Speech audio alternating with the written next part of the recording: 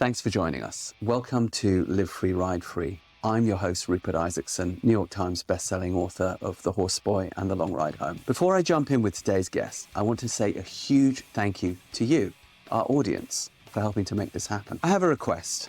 If you like what we do here, please give it a thumbs up, like, subscribe, tell a friend. It really, really helps us to make the progress. To find out about our certification courses, online video libraries, books, and other courses, please go to rupertisaacson.com. So now let's jump in. Welcome back to Live Free, Ride Free. I've got the legend Robin Hanbury-Tenison and his son Merlin today. If you don't know who Robin Hanbury-Tenison is, you might know actually some of the work he's done, but he's been a bit of a eminence grise, a power behind many beneficial effects on the planet and on peoples. And it's very dear to my heart because those of you who know my story know that I worked for a long time with San Bushmen in the Kalahari, helping them get legal title to their ancestral land after they'd been illegally evicted in Botswana. And had it not been for the British organization Survival International, who we did all our British work through, we did some of it in America, some of it in the UK, there would have been nothing. And the man behind Survival International, who founded it, is the man sitting here, Robin Hanbury-Tenison. So I owe a great debt of gratitude. But we all do. And the reason is because the San Bushmen are actually our common ancestors. If they had disappeared off the planet, which they were in grave danger of doing back in the early 2000s, that would be like us losing touch with ourselves. They are the original oldest culture on the planet, and it's easy to kind of think, roll your eyes at something like that, but you don't miss it till it's gone. And about every generation there are threats to people like this, and a man like Robin, you know, steps in and does something about it. And so I'm very grateful to Mr. Hanbury-Tenison here, and I'm very, very glad that his son Merlin is a chip off the old block, because he's doing something rather amazing for us all as well. So that's my preamble. Lads, would you tell us who you are, what you do, and why you do it? Do you want to kick off? Robin? Yeah. Age first, I think. Age first. I think. Well, the other side of my life, apart from the wonderful introduction you gave me on background of Survival International, which I'm hugely proud of, and which has done so much work in the field of indigenous people. The other big thing I did was to lead the biggest scientific expedition Britain ever mounted to understand how the rainforests work in Borneo. And I lived there for 15 months with a great group of scientists. And we cracked the rainforest code. We worked out why you can have this lush rainforest growing on what is effectively a desert and why you shouldn't cut it down. It didn't help. It's cut it down so much over the last 40 years since the expedition. But my life has been much devoted to scientific research into tropical rainforests, only to find that back on my little hill farm on Bodmin Moor, which Merlin now owns and runs, we have the last remnant, one of the last remnants of temperate rainforest, which is just as rich and incredibly rare. And so suddenly my focus, having been on tropical rainforests, is now all about temperate rainforests, which Merlin will tell you about. You said just now that you cracked the rainforest code. I get to Merlin and Mo, but you can't say something like that and not have me jump on it. What does that mean? How do you crack a rainforest code? What is the rainforest code? Quite right to pick me up on that. For a long time, people couldn't understand how this incredibly rich and lush, biodiverse habitat could exist on something which is effectively a desert, because there's no soil under a rainforest. There's no humus like we're used to in Northern Europe. There's just about an inch of soil. And when you cut the trees down, the soil rushes away and it becomes a desert. How can that possibly happen? And a lot of people were researching it. And the big thing we cracked was to find out how it happens. And what the story is that the nutrients are reabsorbed almost instantly as they hit the ground by all the millipedes and centipedes, and they get caught up in the rootlet systems and mycorrhizae and are immediately back in the tree. So the tree is containing all its nutrients and recycling them in itself. And therefore, it's another reason, apart from the many other reasons, why you shouldn't cut tropical rainforests down, because you will create a desert in so doing.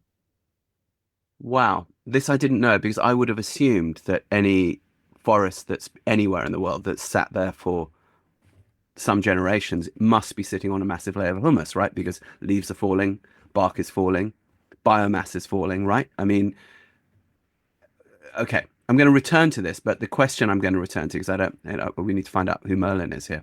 But the question I'm going to pick up is, why doesn't that happen in every forest? Why is that specific to tropical rainforest? Because now I want to know.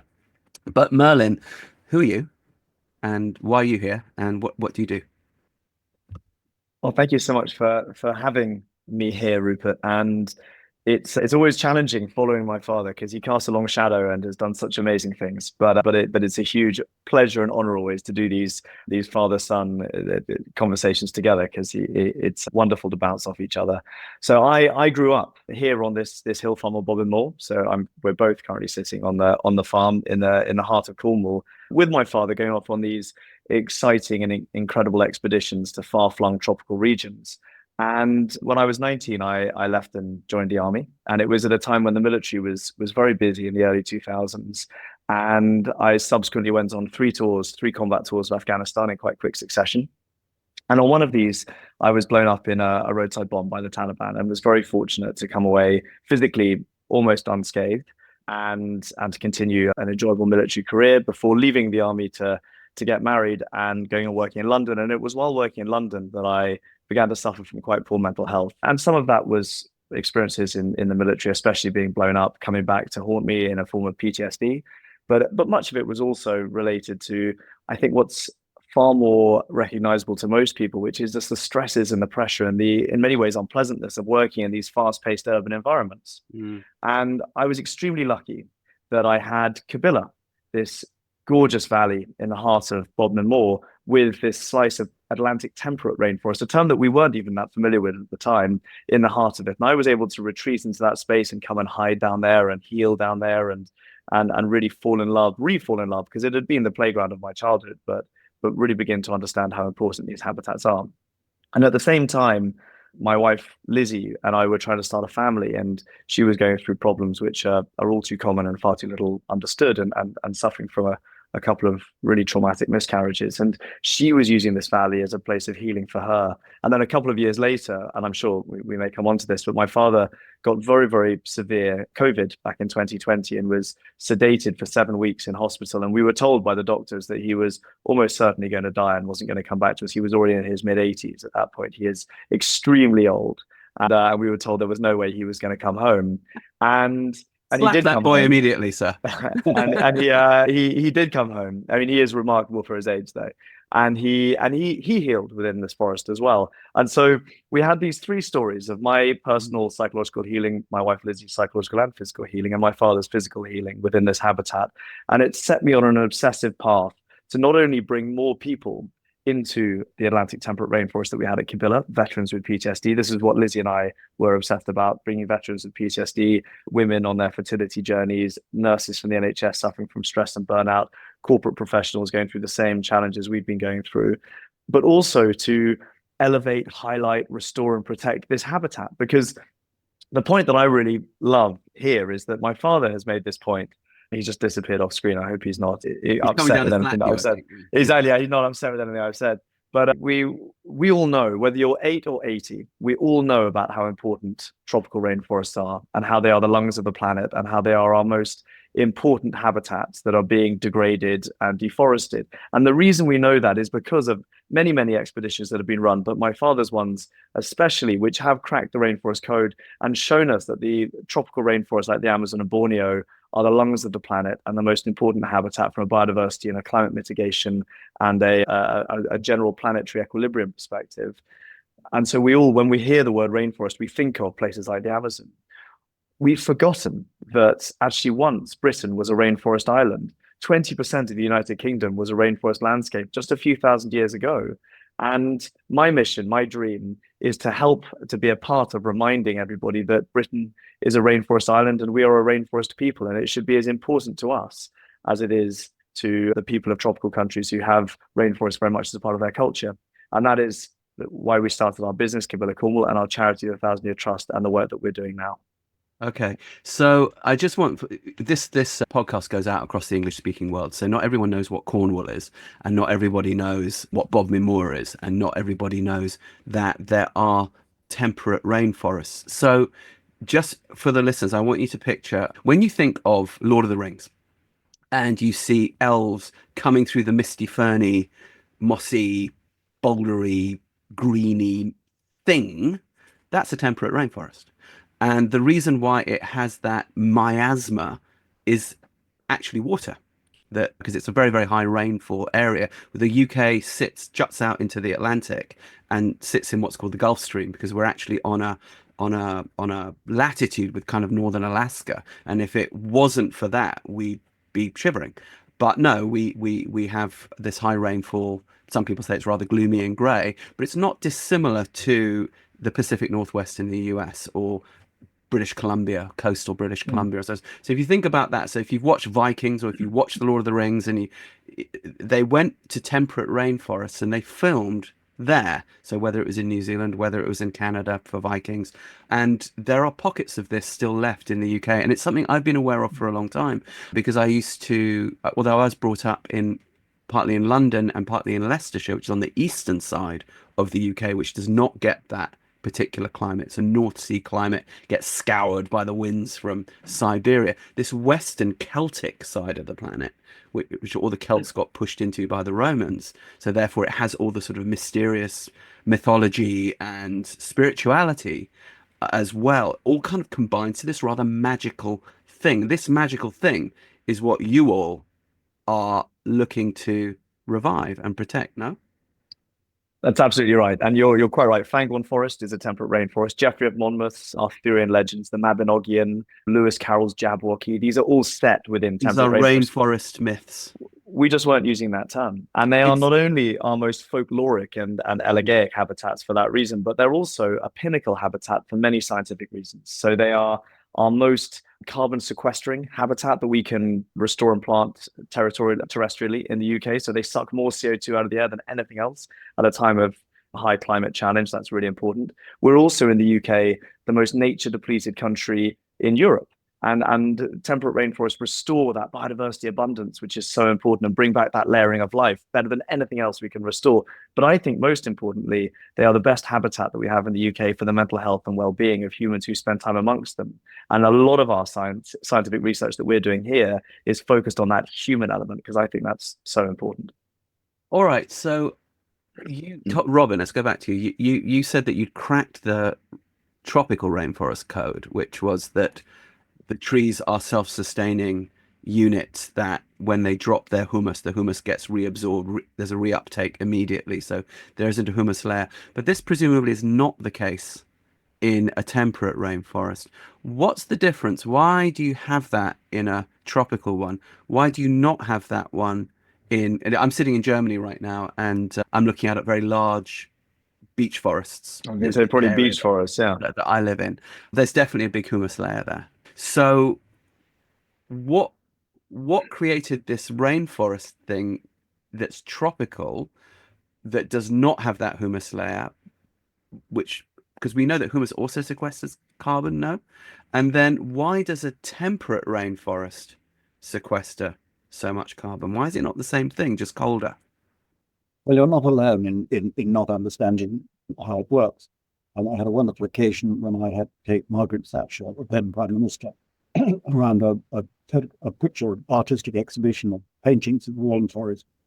And we were looking at these wonderful paintings of rich, lush rainforest with all the intensity of life within it. And she said to me, such a shame we have to cut all that down. So we need the agricultural land. And I had a wonderful opportunity of being able to say rubbish, Prime Minister, and actually knowing what I was talking about. And she looked a bit shocked and nearly handbagged me and said, what do you mean? And I had to explain to her that tropical rainforests exist, we now understand, through recycling all the nutrients instantly. They never go into the soil. Whereas temperate rainforests and agriculture generally in Northern Europe, and where we have humus growing up, as we've just said, and there is a depth of humus up to 4, 5, 6 feet in bends, usually 4 or 3 feet in normal areas. You have this humus and this soil which is sustainable and on which the trees grow. And so when you cut them down, you just plant more and they grow again. It's a completely different cycle, temperate from tropical rainforests. And that was what people really didn't understand. And one of the reasons why there was such immense destruction of tropical rainforest in the search for teak and hardwood and timber. Even though in the old days, the bad old days, or good old days, people will see it, colonialism, the people responsible used to recognize it in a sort of way. And you had a conservator of forests whose job was to hand out timber concessions for only 1% of the area at a time, and then to allow it to naturally regrow, which if you only had a 1% happen, it was sustainable.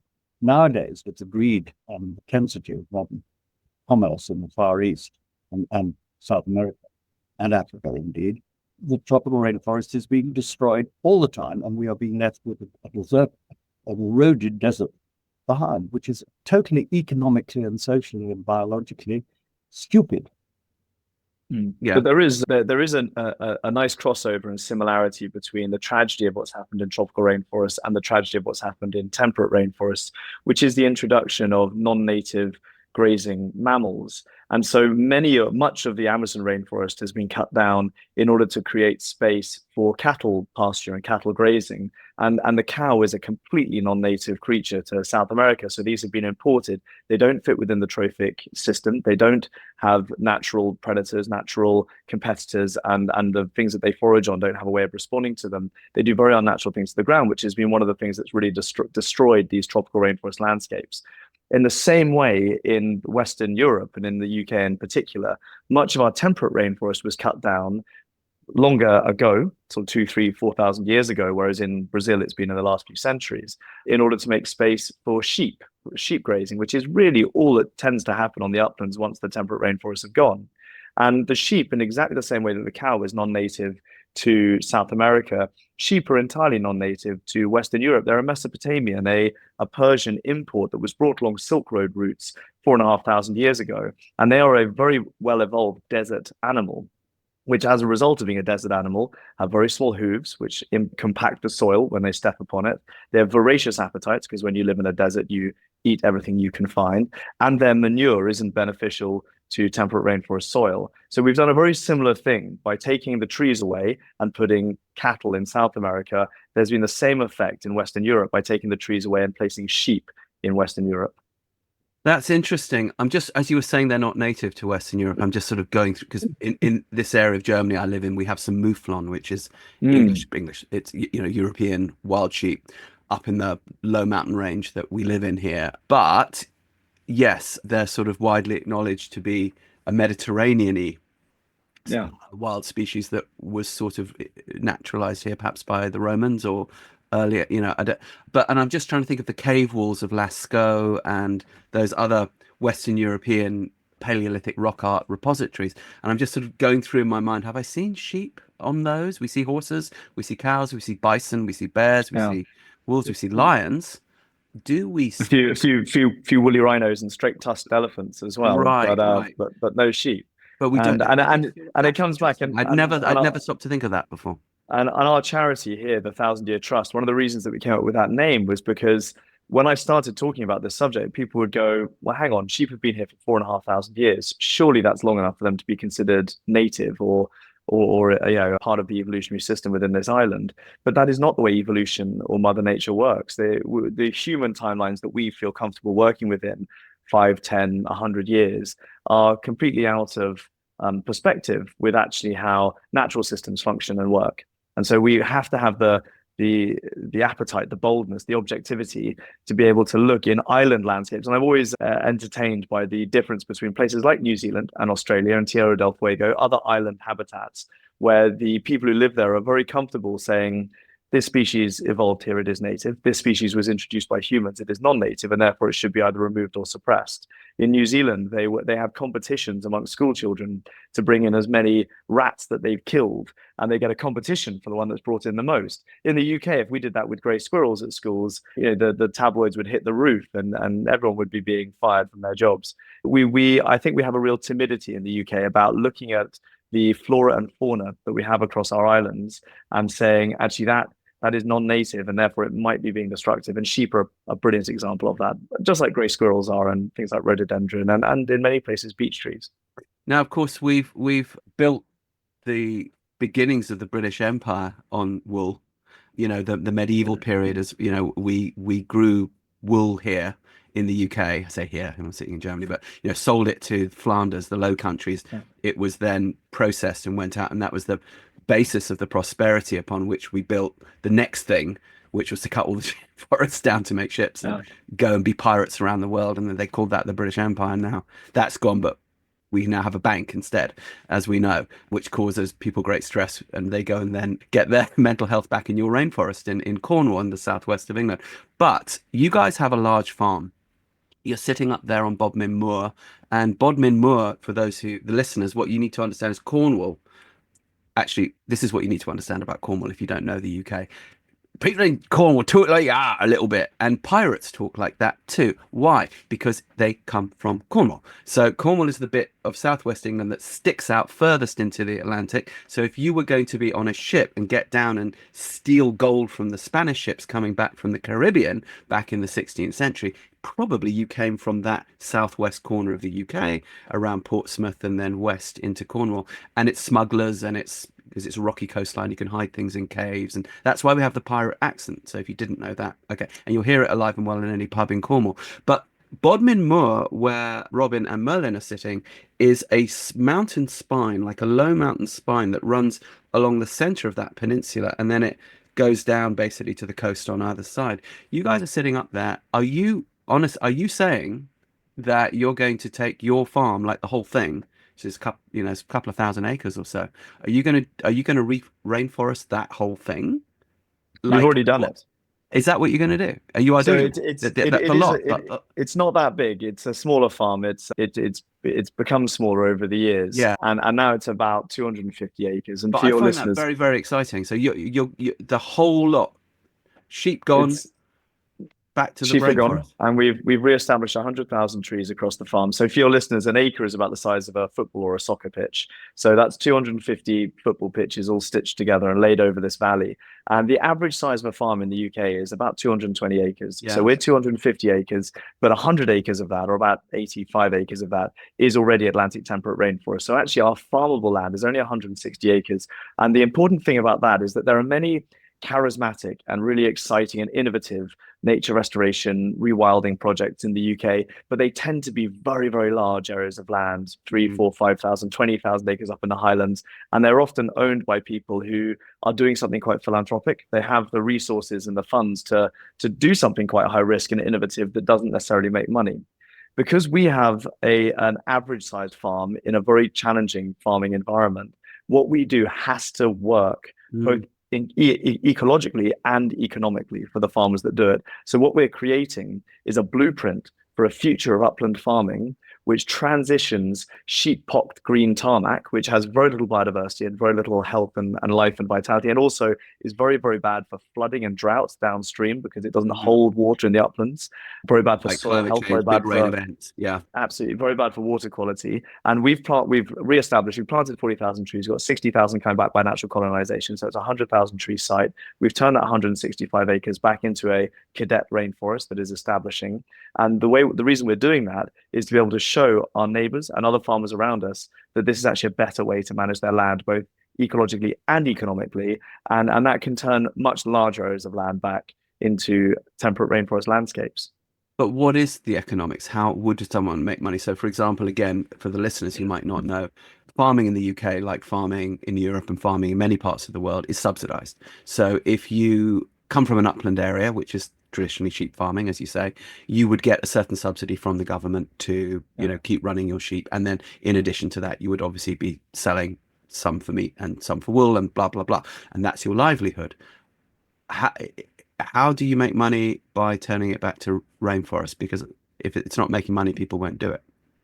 It's a great question. And as my father well knows, having farmed up here for 50 years and tried lots and lots of very innovative different types of farming the uplands is not a profitable endeavor on an average sized farm. And when I moved down, when my wife and I moved down about 10 years ago, we looked at this very, very closely and ran all the numbers and tried to understand how we could make a living and raise a family and do something that was ecologically beneficial on this small patch of moorland or upland. And I found that the average upland hill farmer on Bodmin Moor and Dartmoor currently takes between 85 and 92% of their annual income from European subsidies. This was when I was looking at this 10 years ago before Brexit. Yeah. before Brexit. Now that we've left the European Union, all of those subsidies have been taken away. They've slowly incrementally gone down until in 2027 they stop completely. And the British system that's replacing them is a fraction of the generosity of what we were given before by the European Union. The average age of a farm around here is in their mid-60s. It has the second highest suicide rate of any job type in the UK. The younger generation are not taking these farms on. It is almost impossible to make a living. So before I answer the question about how you make a living from upland farming by rainforesting, it's important to establish that as a baseline, people are not making a living from this kind of farming at the moment. So it's not outside all, of the subsidies, right? Outside of the subsidies. So it's not like we're taking wildly profitable upland hill farms and wrecking them into rainforest. Actually, what we're doing is transferring them into an agroforestry model. So we're still farming this land. There'll be a native breed conservation grazing scheme of cattle and horses and pigs that move through the rainforest, because trees need large animals and large animals need trees. And this is a very weird thing that we've done with farming in the UK, where we consider healthy farmland to be fields with no trees and large animals, and healthy woodland to be lots of trees with no large animals, when actually they all evolved together. Mm-hmm. Trees benefit from having animals rubbing against them and foraging amongst them and coppicing them, and the animals benefit from the shade in the summer, the shelter in the winter, and the additional forage that they get. So we still have animals passing through it, or we will have. There's also now a very important financial model for farmers around carbon sequestration and the carbon markets, around biodiversity net gain, and also with the work we do at Cabilla, Cornwall, where we've brought over 3,000 people into the rainforest at Cabilla. There are ecotourism opportunities, which I think is really the next moment for the farmed landscape, because there's such an inequality of access to wild spaces for many people who live in the UK. Well, let's talk about that, because you guys both know, I mean, you're landowners and not everybody is. And I did 20 years, I had a ranch in Texas for 20 years. And one of the big issues there is there's no land access, right? You either own it or you can't go on it. I mean, you might have the odd neighbor who lets you take a walk or ride your horse or something. But and if you go on it, you get shot. You definitely get shot. And in fact, if they paint the top of the fence post purple, it means they'll shoot on sight and not challenge you. Yeah. So there's a lot of that, and the sound of automatic fire at the weekends and that sort of thing. The UK actually does have, by comparison, really good access. I know there's a debate that rages in the UK about, we don't have access to the countryside. I actually call BS on that, because if you've ever lived in a place where you don't have that kind of access, even Ireland, you don't really have that kind of access. Yeah. But in the UK, there's a big network of footpaths, and most of the open hill areas you can kind of walk in. Let's face it, if you do walk on someone's land, you might get yelled at, but you certainly won't get shot. And if you're not a complete dick and let your dog chase the sheep or something and leave all the gates open, probably people are actually relatively tolerant. If you were to, I'm going to throw this one at you, Robin. So let's say you evangelize Cornwall, and Cornwall becomes one big temperate rainforest up there on Bodmin, which I'd love to see, because then I'm fantasizing about wolves and bears and things like that coming back, which I dig, because the wolves just came back to our area in Germany, and it's quite exciting. Not all of those farmers can make the same money from the same ecotourism outfit. There's only so much glamping you can do, right? So unless the entire population of London decamps, although I suppose in some ways it does, to the beaches, what's the model for ensuring that there's a sort of a broader economic benefit, not dissimilar to the current subsidies? Because that's the obvious question is, okay, you guys have put in an infrastructure, you're very well connected, you know how to do these things, but your neighbor might not, and then they might resent the fact that the business is coming to you. How do you democratize it so that it really takes the place of the sheep? Well, there actually are subsidies still. The subsidy system has changed from being subsidizing land ownership or production, as it was under Brexit.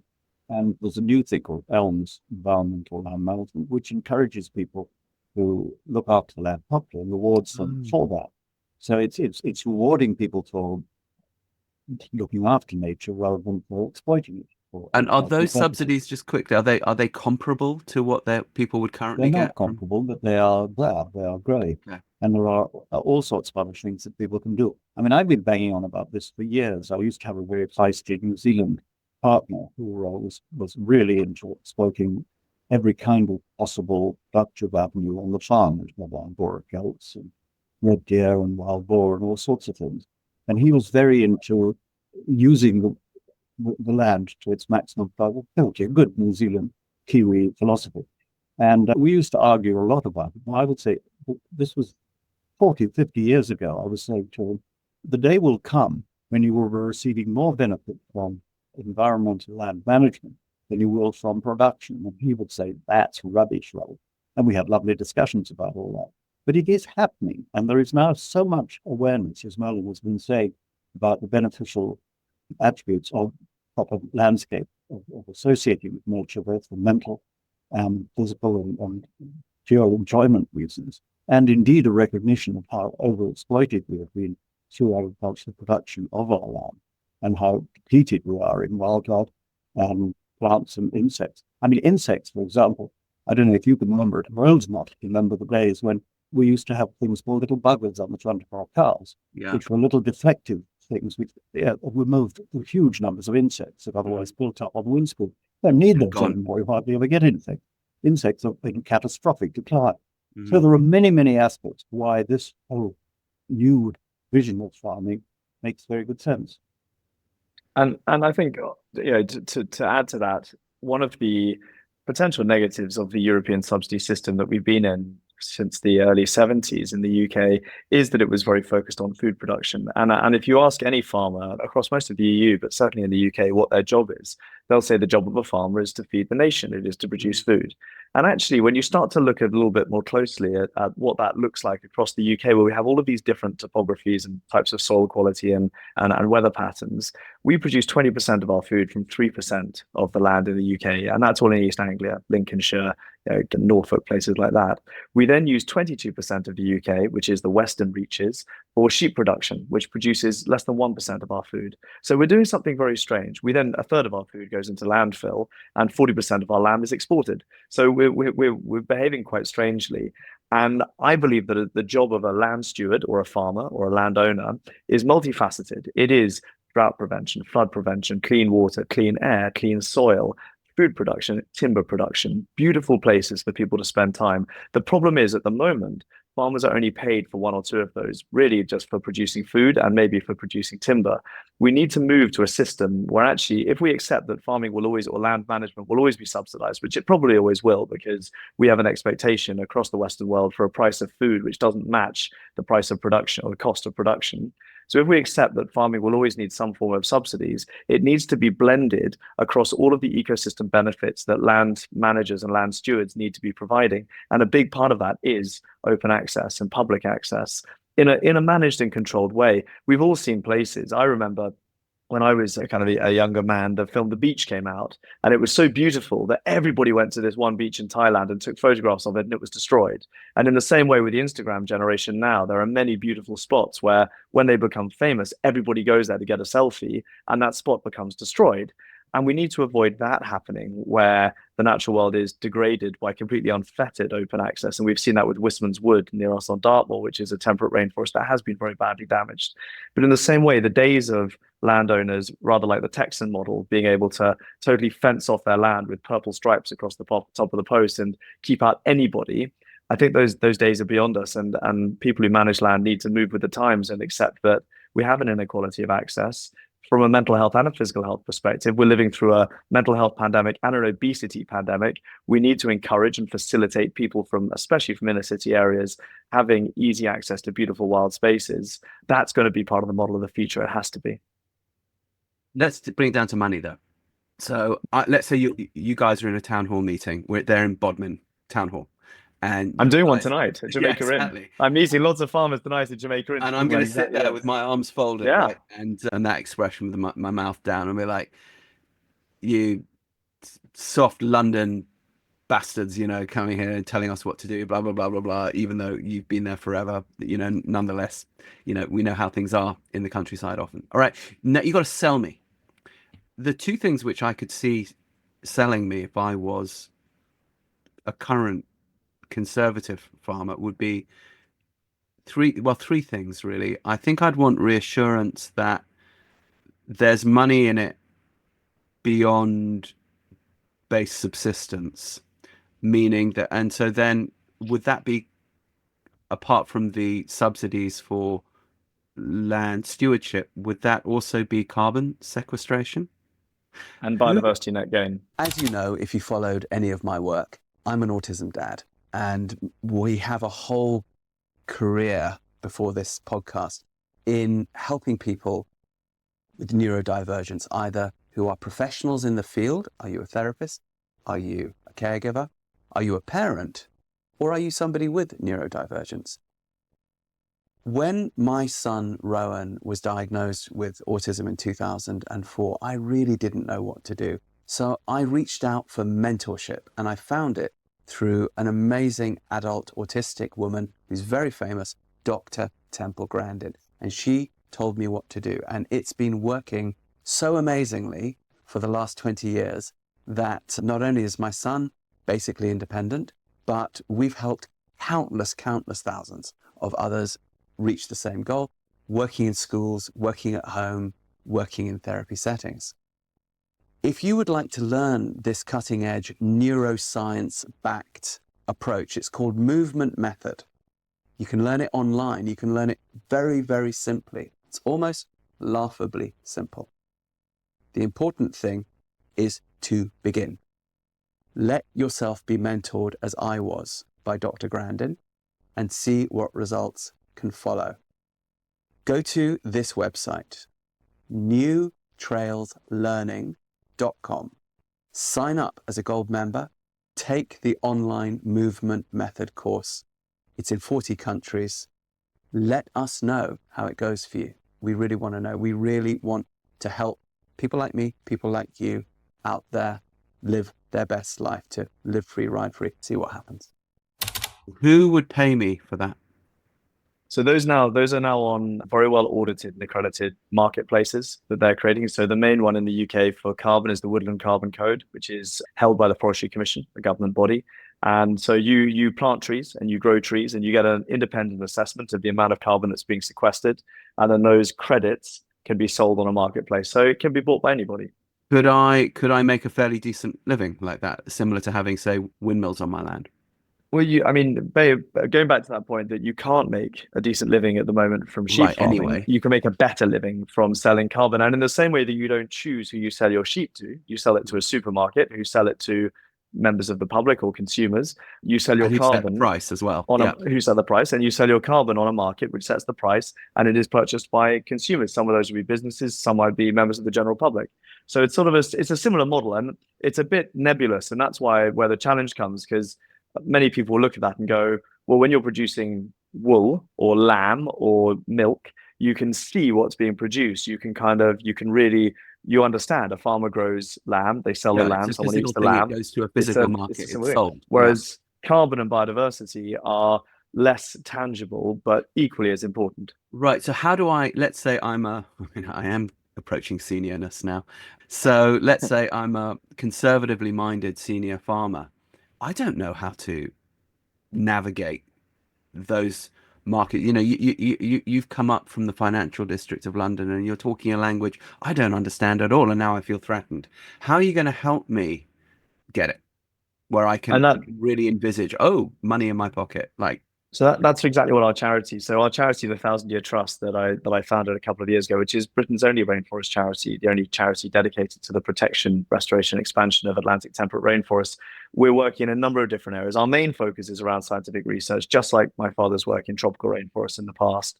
But also a lot of it is around community engagement, stakeholder engagement, and helping other farmers to join clusters and schemes, landscape recovery schemes, which is a big push. But you said stakeholder there, right? And I'm sitting there even as myself, and I just went communities, bringing together farmers and landowners to say, how are you going to help me, Merlin? I own this farm. How are you going to help me get that carbon money? You need to hold my hand. You need to take me to that thing. So just walk me through the process of how you do that. I'm intrigued.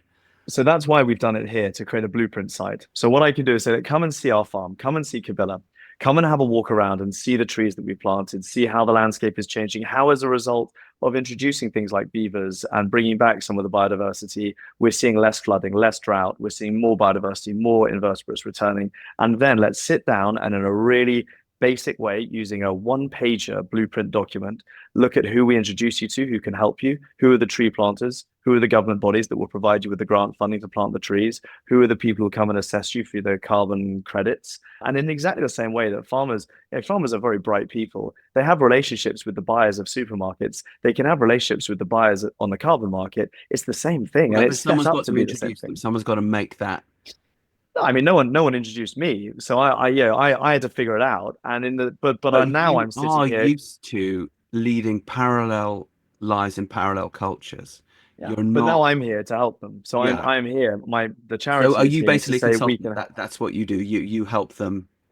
Well, we're a charity, so we're not doing it for a fee. We're saying, how can we bring together a community and help people to benefit in the same way that we're trying to? And as innovators, it's not been easy for us. Like a consultant, you say, we will help you to navigate this new, rather confusing, as you said, nebulous market.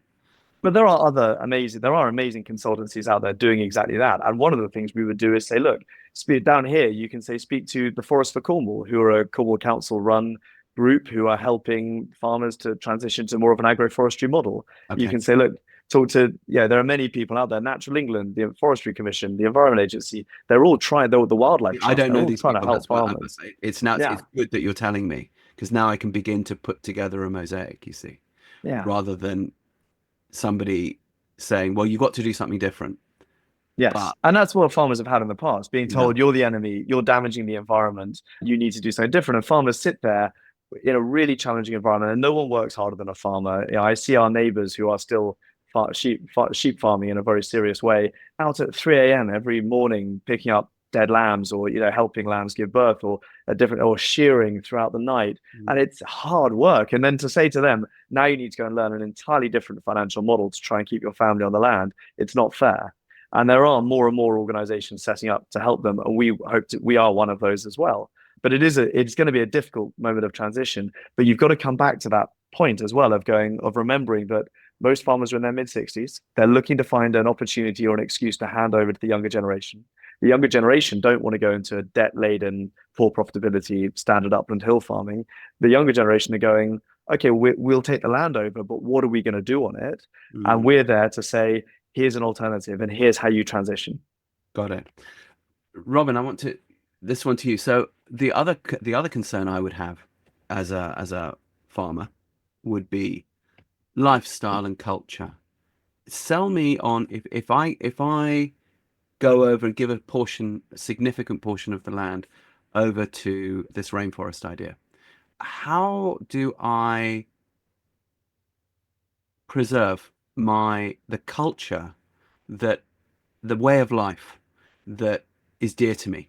Because yes, I work very hard, and yes, I'm in debt for this, but I also love it. I love the upland. I love the sound of the sheep. I love the lambing. I love it. There's an emotional attachment as well. And we all know this, that, I partly come from a farming family as well. It's not entirely a business thing. It's a love thing as well. It's an emotional thing. And the attachment to the land, and the attachment to the land looking a certain way, because there's no question that the English countryside, even if it's lacking biodiversity, is very, very aesthetically beautiful. There's no question about that. It's an art piece, really.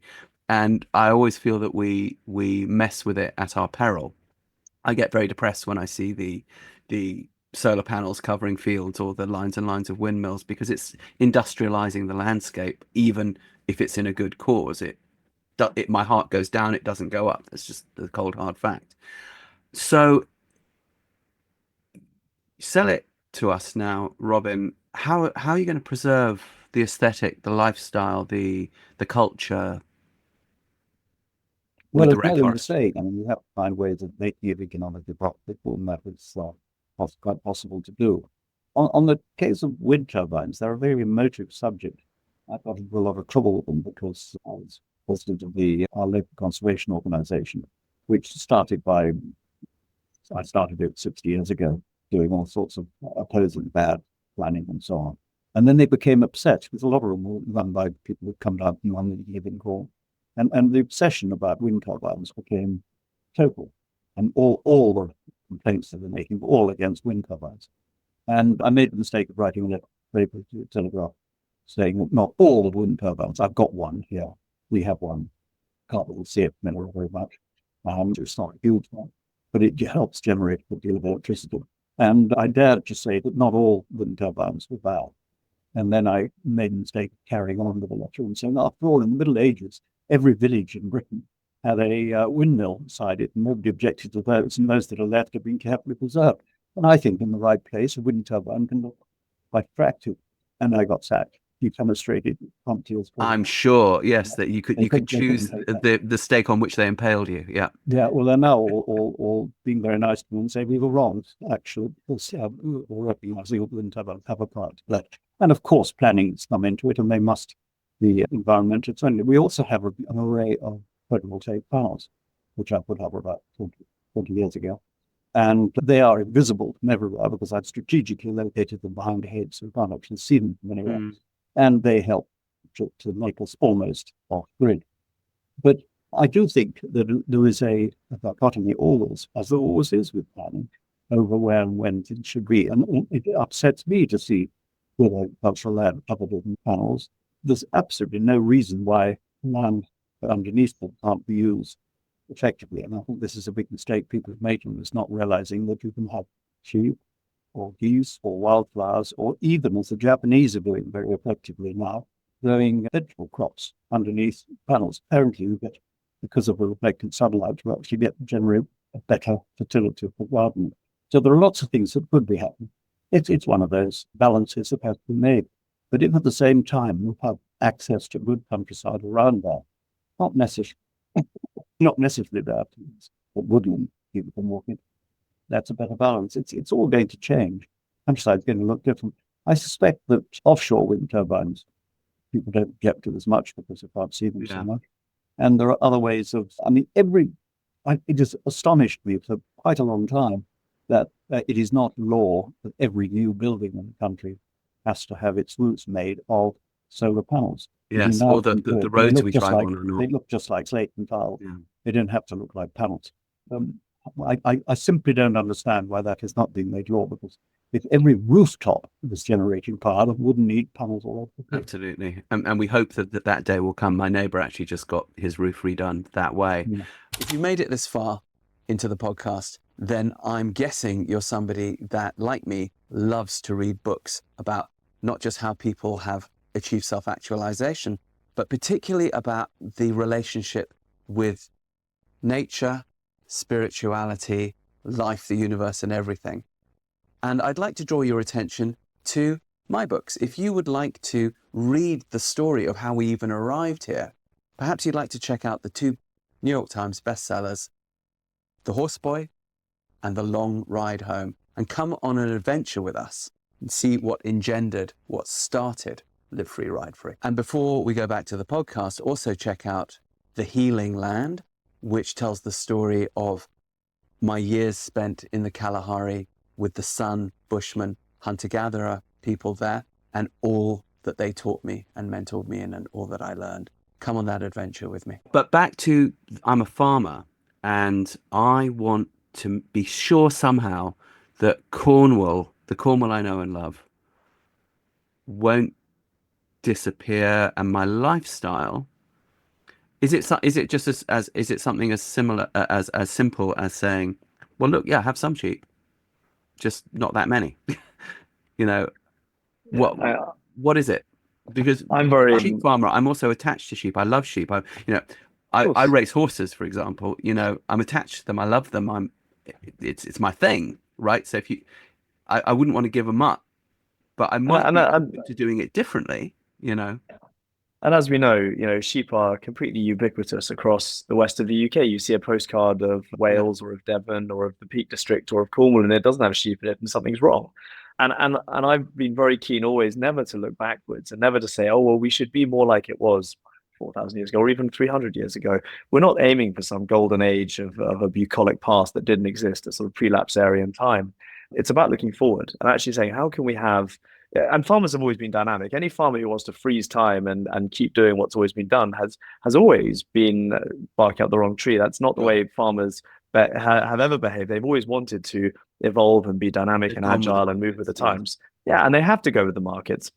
And I don't think the job of any of us is to try and solve all of the problems everywhere all at once. The market is doing that for us and will continue to. Lamb is being less eaten, natural wools are being less worn. And when people want to farm sheep in a lower yield number, as they used to be, where they would be herded from pasture to pasture and they would be moved constantly so that biodiversity could bounce back in a rotational system, I think that will, of course, continue probably forever as far as the human perspective is concerned. But the intensive type of farming that we do at the moment, where large numbers of any kind of livestock are pressed into small areas of space and given a lot of artificial feed, and then end up actually often being kept inside. There was a fire a couple of years ago in Texas where 18,000 cows died in one fire on a farm because it's not a farm. It's effectively a giant multi-story car park filled with cows that are plugged in for the whole of their lives into machines. And then when a fire broke out, there was no way to unplug these bovine cyborgs, and they all perished. And the same thing happens in pig farms and increasingly in sheep farming as well. And I just believe that the markets are going to, not just the markets, but societal opinion and government policy are going to start shifting people to different models of farming. And as they do that, there is an opportunity for the resurgence of our rainforest landscapes. Sure. So, okay. So now I think you actually answered my question there very well, which is some sheep, but not that many, which is, so therefore there's more opportunity to use that. And as we know, one of the reasons they put sheep on those marginal areas in the first place is you can't really use it for much else unless it's trees. So let's say now that we fast forward 30 years and the rainforest, your rainforest trust as the 1,000-year trust has kind of done its job in at least stage 1 and stage 2, and we're seeing a Cornwall that is effectively a secondary rainforest. And we mentioned ecotourism, so every single 250-acre farm is each one going to sort of have its own glamping site, or are you going to have, is it going to go a little bit like those private game reserves in Africa where they operate almost as collectives and you could safari through, let's say, I stay at Cabilla because you guys have bison, and then I walk or I drive over to the next rainforest farm through a rainforest path because they are bringing back aurochs and wolf, and then I get to see those, and then I go over to the next one and they have lynx, and so therefore I'm on this sort of safari that you guys ought to some degree pull the money from, but you each have a small lodge, on your land, which could operate at like a camping level or at a luxury level, depending on so I'm familiar with that because my family did safaris. We actually ran a quite remote lodge in Zimbabwe for many, many years, and we did it on these multi-budget things. So we'd never get turned away. If you just showed up with a tent, you could totally camp there really cheaply and just come up and eat in the restaurant or eat, cook your own food, whatever. If you wanted to come and spend a lot of money, great, we could accommodate that as well. And all of that money just was ploughed back into the elephant conservation that we were doing at the time and keeping the lads employed. Are you looking at something like that, some sort of ecosystem, some sort of ecotourism patchwork, which then so the farms are making money from timber, they're making money from carbon sequestration, they're making money in this sort of patchwork way that people can move through larger areas in eco safari thing, and there's reintroduction of sort of megafauna. Is it looking like that? What you've described is a very beautiful model for the future, and in all honesty, that's not that model that far out is not our mission right now, because I think that's a wonderful example of how it might work one day. Scare the shit out of them. Yeah, yeah, exactly. But Cornwall and a lot of sort of Southwest Wales and the temperate rainforest zone, a lot of the economy in these areas is already hospitality focused and tourism focused. Cornwall has a big problem where you basically can draw around the coast of Cornwall with a Sharpie, and that is the economy at the moment, because everybody goes to the beaches of Cornwall because that's where they think of as being the places you go. We're passionate about drawing people a little bit more inland to see some of the beautiful inland Cornwall, and I also think that there's a really beautiful opportunity for us to use some of the models that we see in the global south and bring them to the global north. Yeah, we've had this knowledge transfer, and the same in the scientific community for the last few hundred years, where Western developed, in inverted commas, countries are telling underdeveloped countries not to cut down their trees, not to kill all their megafauna, not to kill our apex predators, long after we've already all done it. And I think there's a time for humility around both nature conservation, about where we sit back and go, actually, how is it done in Zimbabwe, when it is being done really well? How is it done in Sumatra? How is it being done in Patagonia? And learning and listening. But I think alongside that, things like ecotourism, we could learn from that as well. Right. So Robin, and I also don't want to get off this podcast without talking about the crazy thing that you guys are going to do in boats. Yeah, we haven't talked about any of that. We'll get there. But Robin, Survival International was founded really so that we wouldn't lose indigenous wisdom effectively, right? And I learned so much from what did I learn from my time with the Sun, with the Bushmen? It wasn't just about land management. I learned lots about land management. I learned lots about relationship with species. I also learned about relationship with the supernatural. I learned about healing technologies. I learned about spiritual technology. I learned about human happiness. What I really learned about was parenting. I observed that these people, because they got so much unconditional love, like so much in the hunter-gatherer context, because they're not being raised to be warriors, so there wasn't this idea that we've got to toughen you up. It was the opposite. It was, let me just try to fulfill all your needs. And then you'd see these people at about 16, they just kind of take a spear, go into the bush, come back with a wildebeest. And then 2 years later, they go off down to Johannesburg, like go into the city and learn to speak Zulu, English, and Afrikaans in like a year. Just peer over somebody's shoulder while they're messing with a vehicle, and within 6 months they know how to be a diesel mechanic, and then come back to the bush and oh my gosh, the mental health of these people is so good. This is how we're supposed to be. And it starts with these things like co-sleeping and wearing your kid on your body, because you wouldn't dream of putting your kid on the other side of the hut, because hyenas will come into your hut and take your kid and you won't even hear. And it goes sub-zero at night. There's no way you're going to do that, just be stupid.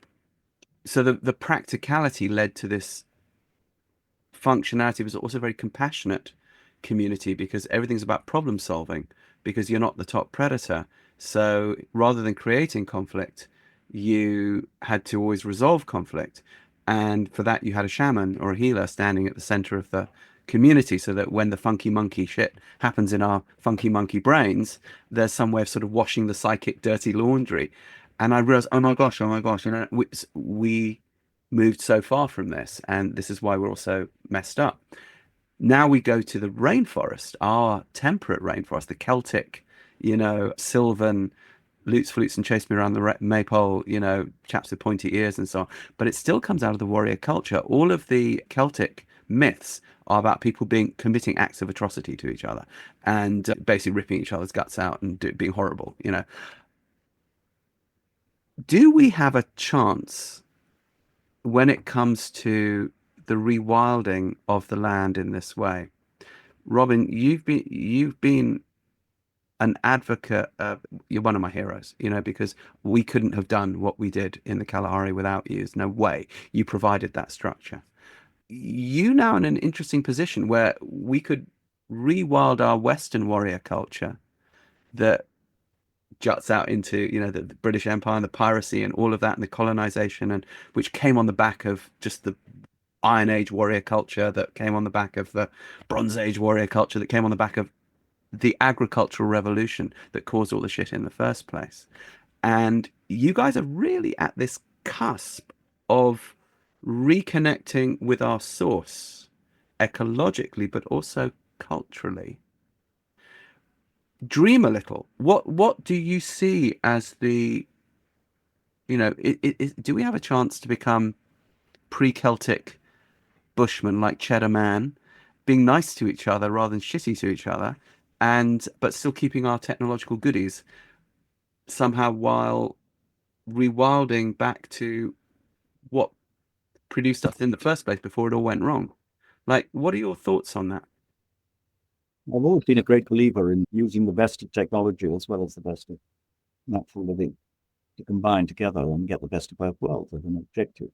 And wouldn't it be wonderful if we were able to reforest a proportion of Britain? Not yet, Merlin knows all the figures, but Britain is the least forested country in Europe. What is it, 13%? And 13-14% in the UK compared to 33% in Europe, 8.5% in Cornwall.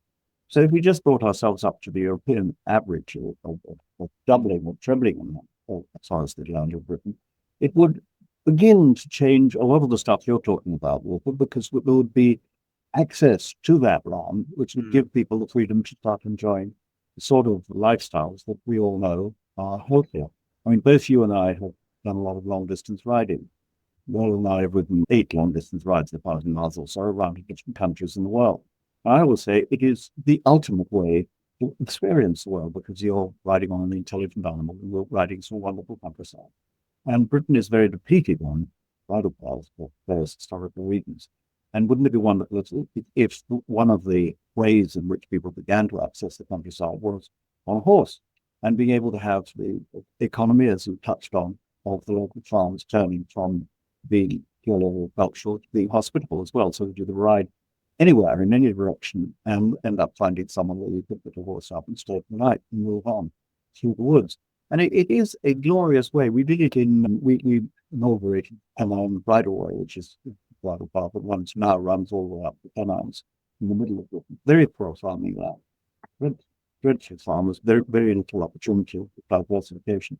And one of the things way back, this was 25 years ago, I was banging on about then was that there's a huge opportunity for every farm in those remote Penarm, not so different from uplands, be able to be ready to facilitate visitors. And if it became a standard thing, they'd be putting up different people every night and charging them a certain amount. Farming people, effectively, yeah. And like on the Camino routes in northern Spain. Absolutely. Exactly. Yeah. Done that too. No, I'm with you. You've actually just described Hessen, where I live. I can get on my horse, and if I see it, I can ride it. I've never experienced this anywhere else. There's this crazy tolerance here. It's also not a fenced landscape. It's not really a livestock area. So it's either orchards, cropland, or hay meadow, or forest, right? Go ahead. Yeah, Merlin. Oh, I just because everything that you just said about your experiences with the sand, and I say that I have a 2-year-old and a 4-year-old at the moment. So Lizzie and I are going through that process of raising small children and trying to figure out the best way to do it. And we're actually reading an amazing book, which I'm sure you may well be aware of, called The Hunt Gather. I think it's called Hunt Gather Parent. Fantastic, which basically looks at people like San and other indigenous communities and how they raise their children, and tries to layer that onto a sort of a Western model, because we're trying our hardest to do that, because raising children in the Western structure that we've created, where both parents work and you have all of these pressures and stresses and expectations to put them in their own room as quickly as possible and make them strong and tough and ready for the world, is really, really challenging. So everything, traumatize the shit out of them early, and then exactly, and then pay for the therapy later on. Exactly. And everything you say, I completely sit at your feet and completely could just want to have more time to talk to you about, because I agree with you, and I know I could learn so much from your knowledge on this subject. And something that I'm talking about a lot at the moment around, again, the 1,000-year thinking of the 1,000-year trust is, I have no doubt that the world that you describe will be the world that we live in 3025, because I'm an optimist and I'm positive, and I believe that we have the ability as humans to do great things and wonderful things, and we make bad short-term decisions, but over the long term we do incredible things as a species. But in 1,000 years, in the year 3025, I believe in the UK that there will be a lot more rainforest. There will probably be things like lynx and wolf and beaver, and many of the species that we've lost will have come back, eagle owls and ospreys, and it'll be amazing. There will probably be fewer people, and those people will live in much greater harmony, like, as you say, Cheddar Man. I never want to look backward. It's always about looking forwards and using technology. And we've used drones here to plant many of our trees. We use no fence technology on some of the cattle, which allows us to have free ranging, mob grazing, tightly knit herds without the need for lots of fencing and barbed wire and horrible things that prevent the normal migration of many native species. And so I think we can use and leverage technology to create a really bucolic future where we live in harmony with nature in a non-warrior and non-confrontational, more of a hunter-gatherer type way, but using technology and still having all the benefits of modern medicine and dentistry and the things we don't want to lose. Buck up. Yeah. The whole point, I think the only question we have as humans, so we are currently in 2025, where a lot of things seem to be going wrong. By 3025, I believe a lot of things will have gone right. We have two options for how we get there. One looks a lot like a Mad Max movie, where we continue down our path of ecological destruction. It ends up with war, plague, famine, the four horsemen of the apocalypse, as my father has written about. Lots of leather, lots of cannibalism. It sounds pretty horrible. That goes on for a few centuries, and then we end up eventually re-establishing our connection to Mother Nature and to the world as it needs to be connected, and learning from that indigenous wisdom. That is the route that we are currently on, and that is a horrible route that no one should want to be on. The other option, which is harder, more difficult, and involves more change from all of us at a personal level right now, is that we march in step with Mother Nature and with the rainforest and all the other pinnacle habitats around the planet. And we get to that point in 20, 50 generations' time, in 1,000 years' time, where we're still at the same end state that we go down that warfare path, but we've done it without all the trauma, the death, the killing, and all of the things that are looking like they might be quite inevitable at the moment. And I say that as a soldier who spent time in the military and knows what it's like when people go to war, and know that there is no upside, there is no benefit. And everything we're trying to do at our charity is set the conditions for a wonderful, beautiful future in 1,000 years' time. And it will be difficult to get there, but I do believe we can do it. Well, I think by putting your sights there, honestly, I think we're going to get there a lot sooner. And if we look at the world when I was a boy, there was a lot of war. Like, I grew up mostly in the UK, but our family was African, so we were backing and forthing and so on. There was war in just about every country down there when I was a boy. And South Africa, we had apartheid. It's gone. And all those countries, there's a few pockets of stuff, but really the only big we have still going on is the Congo in that area. Yes, the Sahel with its problems with the jihads and that sort of, but that was always there. Actually, that was always there. It was always a very violent zone. And in general, it seems it seems flippant to say this with Gaza and with Ukraine, but there's still less war than there was on balance.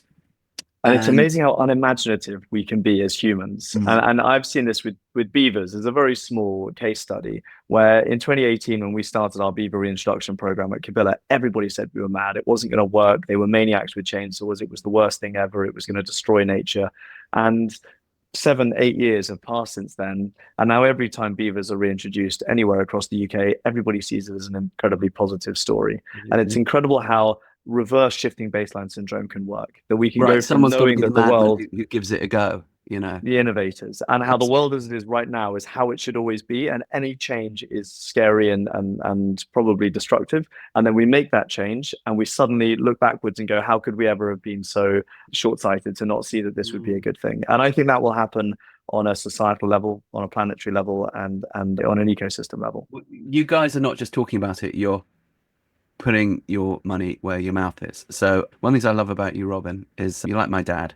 So my dad is 91 this year, and arguing with my mum about whether or not she should do her own, who's 87, I think, whether she should do her own road trip in South Africa to meet him in his solo trip in Zimbabwe that he's off to do at 91, or whether they should go there together. And they were giving out about this together, bickering at the table in London the other day. I was there. I'm like, lads, you do see that this is a win, right? The fact that you're both sitting here having this argument is a major achievement. Not everyone has that luxury. And Robin, you've put your body on the line. You've done a lot of physical stuff as well as helping policy change and helping to protect environments and peoples who live in those environments. And you're about, with your son, to do it again. You're about to do something a bit nuts, which I love. So would you guys tell me the nuts thing you're going to do, and how can we help support it? Well, I have previous on this one. When I was about to be 80, I thought that was old and set up with the idea. So I did 8 silly things for Survival International, starting with running the marathon. Open the shop for a long time. And anyway, I raised up survival doing that. I then, after I was COVID, I raised 150,000 by climbing all the mountain when I was on the Zimmer plane practically. And I realized that people will help if we put the right story to them. And what Merlin is doing is so inspiring with the temperate rainforest. And we've mentioned the research station, which he is building now, which he needs more money for. And if you want to study tropical rainforests, there are research stations all over the world, in Borneo and so in Africa and Amazon and Panama and so on. So anybody can study tropical rainforests, but now the interest in temperate rainforests, which everybody realizes how important and rare they are, is growing. And there isn't a single temperate rainforest research station. Merlin is starting the first one here on the farm. That is what we are really not in Canada, not in the Pacific Northwest. No, there are. Sorry, just there are in Tanzania. Sorry, in Tasmania and in New Zealand. There are a couple, and there are places in Canada, especially in British Columbia, where a lot of research is done, and in Japan, in the Pacific temperate rainforest. There is not a single Atlantic temperate rainforest research station. Anywhere from southwestern Norway, from Bergen in Norway down to Braga in northern Portugal, which is really that temperate rainforest range from southwestern Norway till northern Portugal. And where we are in Bodmin sits slap bang in the middle of that range, and is the perfect place if you were to have a nexus, a hub, a home of temperate rainforest scientific research. Sorry, I didn't mean to. Right. No, I always get my facts wrong. I thought we were the only one, but anyway. Because I was like, really? And then you're right, but nothing in the Atlantic, because we don't think it's there because we cut it all down. And this is why, as I was mentioning earlier on, that everybody, both young and old, knows about rainforests and how important they are. And it's because of things like the Mulu expedition that my father ran. It's because they've been so well researched. Until we start actually investing in that scientific focus on our Atlantic temperate rainforest zone, everything from Galicia, which has lots of rainforests, the Fragas Perdidas, the Breton rainforest, the Irish rainforest, which is stunning, from the highlands of Scotland, where they have amazing rainforests, and the Welsh Celtic rainforests. We need to be investing in understanding the data behind that climate mitigation, biodiversity, and mental health benefit, because it's only when we can present that to the governments of all of these areas that they will then invest in protecting and restoring these habitats. It all has to start with science. All right, so you're raising money to start a research station, but you're going to do something a bit stupid. Okay, so I love. So tell me the stupid thing you're going to do. Well, the legs aren't what they were, so I'm not going to do any running or climbing any mountains. So I'm just going to try and make use of the bits that are left that still work as I enter my ninth decade. And arms are pretty good, no? I've been doing lots of training on a rowing machine. The original purpose was to row across the English Channel, which seemed like an easy thing to do. Immigrants are doing it all the time, after all. But it's now become very complicated with legislation and because of stuff sitting. So it's 22 miles from Bob Calais. So instead of doing that, I'm rowing 22 miles, first of all, the Tamar River, which divides Cornwall and Devon. And then the next day, Cornwall in England divides Cornwall and England, as we like to say. England. Sorry. Like Texas and America. Yeah, get that right. Exactly. And then the next day, so I'm doing 11 miles up and 11 miles down, which is 22, which is the same as the English Channel. And the purpose being to show that we don't give up on them very well. And if you want to raise money for a good cause, you use the bits that are still working. So you're going to row 26 miles on the Tamar River. And again, for the listeners who don't know what that might mean, that's not a leisurely row, because the Tamar River comes down quite quickly from the uplands of Dartmoor, right? More or less. So I could see coasting down it quite happily. But the idea of rowing up it makes me want to hide under the couch. It's actually tidal by then, and it's windy. So it's a hard challenge, though. It'll be I'm going to row with him, and I think it'll be hard work for me, but it'll be very hard work for a person who's going to be on their 89th birthday that day. So what day is it happening? May the 7th. May 7th, so soon. May the 7th, which is my birthday, and May the 8th, which is VV Day. Okay, so we are right at the end of April 2025. Some of you, of course, will be listening to this. You'll find this on YouTube like 5 years from now and go, oh, well, I missed that one. Well, no, you didn't, because what will have happened by the time you find this is that the Hanbury-Tenisons will have, of course, used that money that they raise and then the subsequent stupid shit that they do for the next 5 years to keep raising more money to build this research station. How much money do you need? What's it going to take? What do you think? So we've launched a crowdfunder for this particular challenge, which is live at the moment and has some beautiful videos if anyone's interested to learn a bit more about it, and some really good kind of architect's renderings of what the research station will look like, which will be right on the edge of the rainforest here in the Cabilla Valley.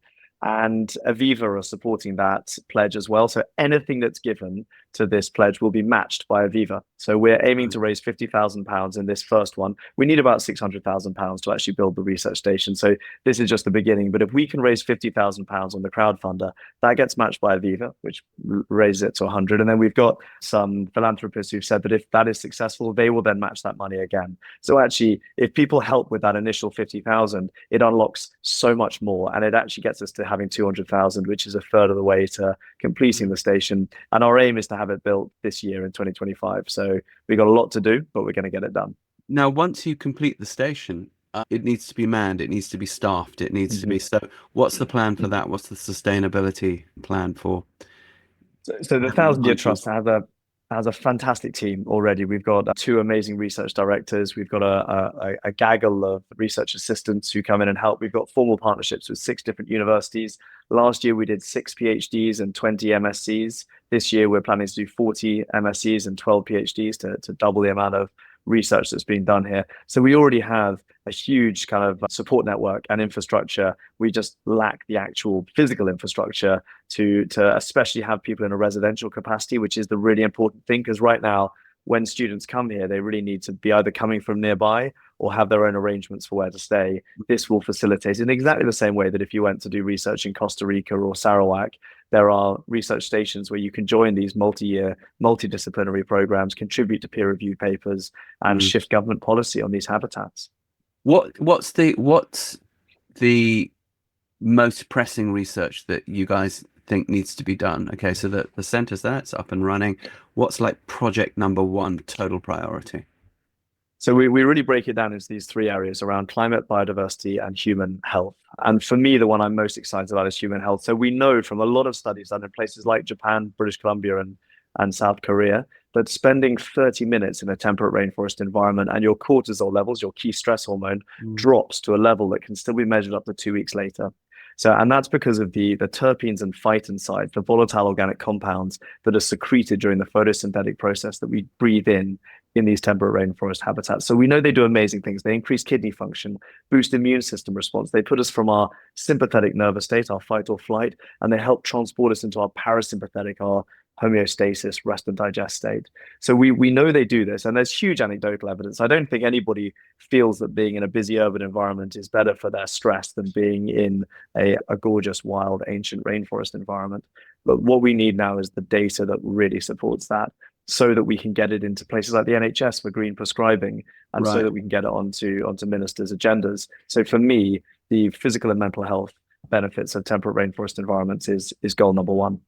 So ideally, doctors are prescribing people. Yes, and they already are. There are 7 NHS areas in the UK where doctors, if you come in and you're demonstrating anxiety, stress, depression, the doctors, rather than immediately putting you on clinical medication, which is very beneficial and should never be discounted, can also recommend green prescribing. So going on a gardening course, going and spending time in nature, and they're finding so much more benefit than they thought they would. Where are these 7 NHS districts that are doing this? I looked at they're dotted all over the UK. There is one down in the southwest, and I think there are a couple up in the Midlands, a few in the southeast. Why did these particular areas decide to do that? Do you happen to know the background? I mean, I might go on Google and Google it. There was I write about there and not somewhere else, you know. I write about it in my book, Our Oak and Bones, which has just come out. But there was very limited government funding initially, and they spread it across the country from the NHS to try and get a good range. And I don't actually believe there's a plan to continue the funding at the moment, which is a huge, huge shame. I'm sure. You know, it's interesting. I don't know, those listeners who know what we do, we have these 3 main programs for mental health, and one of them, which is called Movement Method, which is a non-equine thing. We actually just ran our first neuroscience conference out of a medical school in the USA last year, which for us was a big breakthrough, where with doctors now beginning to prescribe movement in nature for neuroplasticity, as well as you also say, bringing down cortisol levels, bring up oxytocin and serotonin and all these things, which we now know happen.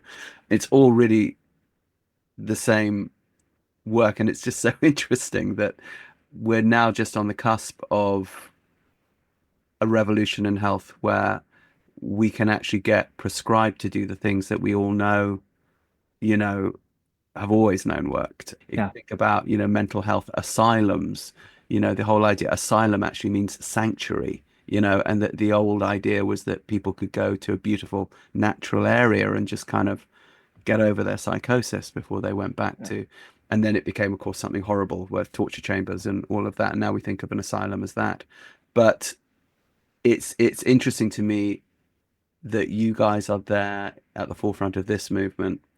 And as you say, if you have a research station, this can change policy. My little optimistic dream of, are we going back to a sort of hunter-gatherer bushman way of living, while at the same time, holding on to the technologies that we've developed at some cost to ourselves, but are nonetheless beneficial. And that is, of course, the perfect world, isn't it? And a rewilded landscape that everyone can access with benefit for all, that makes us healthy, in the same way that that was one of the other things. I'm sure this, obviously, Robin, you would have noticed this too, that when you're hanging out with San people, often you're dealing with people who are 90, with bodies a bit like teenagers, Oh, yes. and they'd be like, oh, I'm not what I was. I'm a bit, I'm a bit stiff. And then, they start clapping and doing the healing dance, and they just like leap up, from a squatting position and bust a bunch of moves, and then say, oh, well, I'm not what I was. I'm not what, and then they go sprinting across the, I couldn't agree with you more. The Victorian idea that tribal life was master brutish and short, a terrible myth. I've seen so many really healthy old people. We just say, a couple of years ago, I was in a quite remote area of Burma, up the river, going back to what you were talking about just now, and I came on a little shack, and there was a small solar panel on it. And I said to the interpreter, to the cat sitting underneath, what's that for? What's the solar panel for? He said, to charge my mobile phone, of course. And suddenly I realized at that moment, I mean, the world has absolutely potentially transformed through proper use of technology, and can revolutionize everything. I mean, this man can be, as far as I knew, taking a degree at Harvard on the internet, because of one simple piece of technology, one solar panel, that linked him up to the whole internet. And that's going to be transformational in so many ways. I agree with you. All right, listen, guys, I think what we need to do is, I think we just barely scratched the surface here. Would you guys consent to come back on?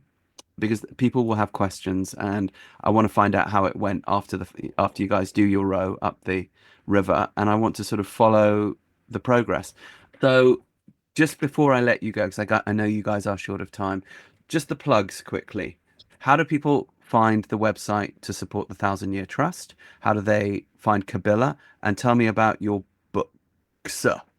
All right, so 1, 2, 3. 1,000 Year Trust first.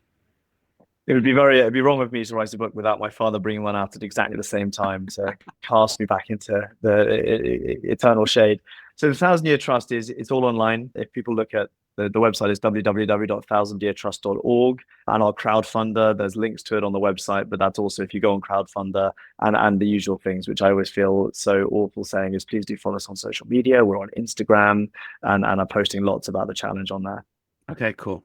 Okay, 1,000 Year Trust, look for it all over the social media stuff. All right, Cabilla, how do they find they come to Cabilla? Cabilla, I would welcome anybody and encourage anybody to please get in touch about coming on a retreat at Cabilla. So Cabilla Cornwall, that's www.cabillacornwall.com. How do you spell Cabilla? How do you spell Cabilla? Like Camilla, but with a B. So Cabilla. Two L's. And that's also all over Instagram. So please do find our website, find us online, drop us a message. Would be wonderful. Super. And the books? And my first book, Our Oaken Bones, which is the story of much of what we've been talking about, but so much more as well. Our Oaken Bones.